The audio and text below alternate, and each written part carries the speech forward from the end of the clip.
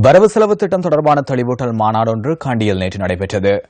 மக்கள் விடுதலை முன்னணியின் அரசியல் குழு உறுப்பினர் KD லால்காந்த் தலைமையில் இந்த மாநாடு இடம்பெற்றது.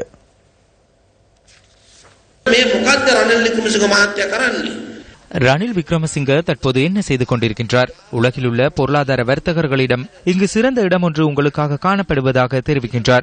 உலகின் ஏனைய பகுதிகளை விட சிறந்த பகுதி நாட்டுக்குள் காணப்படும் பொருளாதார சீர்குலைக்க வருமாறு அழைப்பு விடுக்கின்றார்.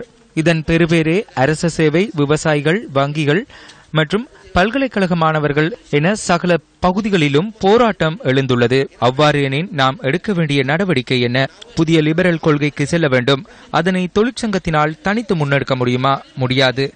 இதனூடாக சென்றால் பாம்பு எப்போதேனும் தீண்டக்கூடும். தற்போது நாம் பொல்லொன்றை தயார்படுத்த வேண்டும். தற்போது சிலரை திட்டுகின்றனர். திட்ட வேண்டாம். ஆட்சியாளர்கள் ஏதேனும் கருத்தினை முன்வைத்தால் அது தொடர்பில் போராட்டத்தில் ஈடுபடுபவர்களுக்கு 100% அல்ல, ஓரளவேனும் மாற்றத்தை ஏற்படுத்த முடியும். எம்மால் வெற்றி கொள்ளக்கூடிய கோரிக்கைகளை வென்றெடுக்க ஒன்றிணைந்து போராடுவோம்.